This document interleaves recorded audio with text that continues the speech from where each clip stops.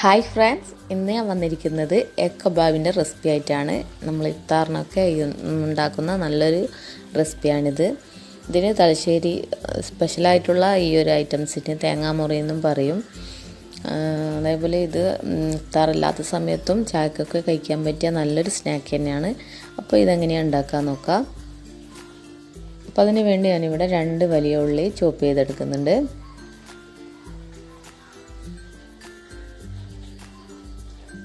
പിന്നെ ഇതിലോട്ട് വേണ്ടത് ഉരുളക്കിഴങ്ങാണ്. അപ്പോൾ ഇവിടെ 2 ഉരുളക്കിഴങ്ങ് പുഴുങ്ങിയത് ഒന്ന് നന്നായിട്ടൊന്ന് ഉടച്ചെടുക്കുന്നുണ്ട്.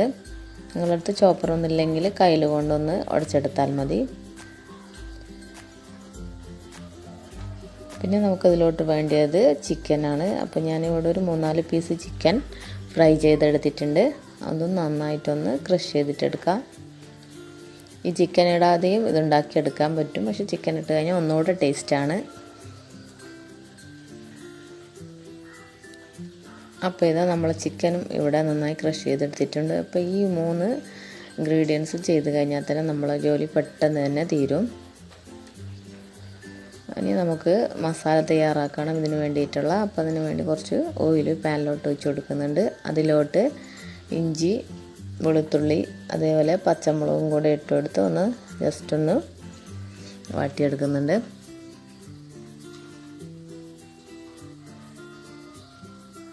ഇനി ഇതിലോട്ട് നമ്മൾ ചോപ്പ് ചെയ്ത് വെച്ചിരിക്കുന്ന ഉള്ളി ചേർത്ത് കൊടുക്കാം.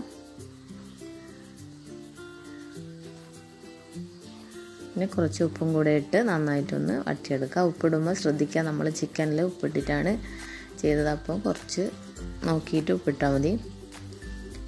ഇനി കറിവേപ്പില ഇട്ട് കൊടുക്കുക. അതിന് ശേഷം മുളക് പൊടി, ഗരം മസാലപ്പൊടി 1/2 ടീസ്പൂൺ, മഞ്ഞൾപ്പൊടി 1/2 ടീസ്പൂൺ, ഇതെല്ലാം കൂടെ ഒന്നിട്ട് ഇത് ഈ മസാലയുടെ ഒരു പച്ചമണം മാറുന്നവരെ ഒന്നിങ്ങനെ വാട്ടിയെടുക്കാം.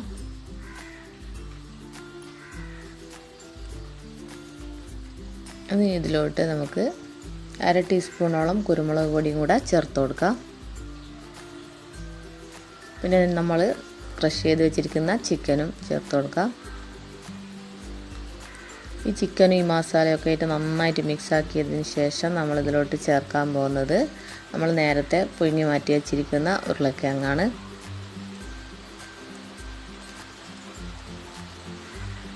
അപ്പോൾ ഇതാ ഉരുളക്കിഴങ്ങ് ഇതിലോട്ട് ഇട്ടിട്ടുണ്ട്. ഇനി ഇതെല്ലാം കൂടെ നന്നായിട്ട് മിക്സ് ചെയ്തെടുക്കാം. പിന്നെ ഇതിലോട്ട് വേണ്ടിയത് ഒരു കോഴിമുട്ടയാണ്. അതിലോട്ട് 1 ടീസ്പൂണോളം കോൺഫ്ലോർ നന്നായി കലക്കിയിട്ട് ഒഴിച്ചു കൊടുക്കുക. ഇത് നമ്മളെ കബാബിനൊരു ക്രിസ്മസ് കിട്ടാൻ വേണ്ടിയിട്ടാണ്. പാകത്തിനുള്ള ഉപ്പ് ഇട്ടെടുത്ത് നന്നായിട്ടൊന്ന് അടിച്ചെടുക്കുക. ഇനി നമുക്ക് നമ്മൾ മിക്സ് ചെയ്ത് വെച്ചിട്ടുള്ള മസാലക്കൂട്ടെടുത്ത് കൈവെള്ളം ഇങ്ങനെ ഉരുട്ടിയാക്കിയതിന് ശേഷം കൈവെള്ളയിലിട്ട് വെച്ച് ജസ്റ്റ് ഒന്ന് ഇങ്ങനെ പരത്തി കൊടുക്കുക.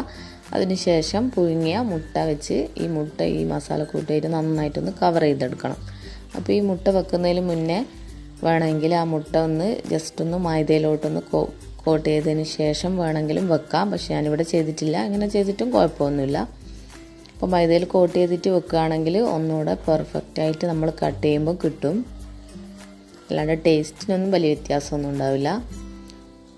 അപ്പോൾ ഇത് നന്നായിട്ട് തന്നെ കോട്ട് ചെയ്തിട്ട് എടുത്തിട്ടുണ്ട്. അപ്പോൾ നമുക്ക് ബാക്കിയുള്ളതും കൂടെ ഇങ്ങനെ ചെയ്തെടുക്കാം. അപ്പോൾ ഞാനിവിടെ 4 മുട്ടക്കാണ് ചെയ്യുന്നത്. അപ്പോൾ 4 മുട്ടയും ഇതേപോലെ ഒന്ന് ചെയ്തെടുക്കുന്നുണ്ട്.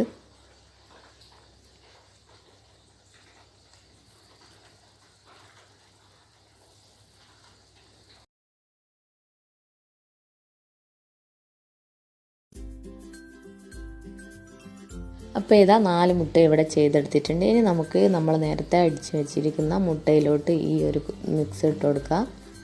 എന്നിട്ട് ബ്രെഡ് ക്രംസിലോട്ടൊന്ന് കോട്ട് ചെയ്തെടുക്കണം. നമ്മൾ കട്ട്ലറ്റൊക്കെ ഫ്രൈ ചെയ്യുന്ന പോലെ ചെയ്തെടുക്കുക.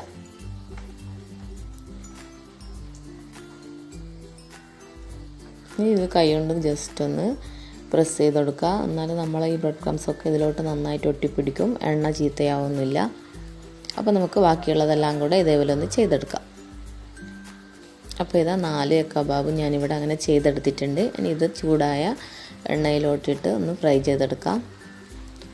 അപ്പോൾ നല്ല തിളച്ച എണ്ണയിലോട്ടിട്ട് വേണം ഫ്രൈ ചെയ്തെടുക്കാൻ വേണ്ടിയിട്ട്. മീഡിയം ഫ്ലെയിമിൽ വെച്ചിട്ട് എല്ലാ ഭാഗവും ഗോൾഡൻ കളറാകുന്നത് വരെ ഇങ്ങനെ ഫ്രൈ ചെയ്തെടുക്കാം.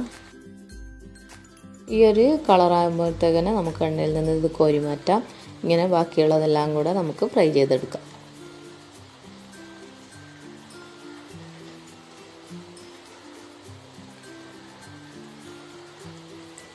അപ്പോൾ ഇതാ 4 കബാബും ഞാനിവിടെ ഫ്രൈ ചെയ്തെടുത്തിട്ടുണ്ട്.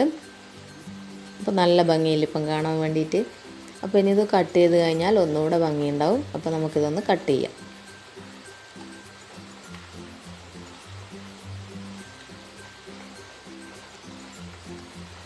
ഇതാ നമുക്ക് കട്ട് ചെയ്ത് കഴിഞ്ഞിട്ടുണ്ട്. അപ്പോൾ ഈ ഒരു ഇങ്ങനെ ഇപ്പോൾ പെട്ടെന്ന് കാണുമ്പോൾ ഒരു തേങ്ങാമുറിയുടെ ഒക്കെ ഒരു ലുക്കില്ല. അങ്ങനെയാണ് ഇതിനൊരു തേങ്ങാമുറി എന്നുള്ള പേരും വന്നത്.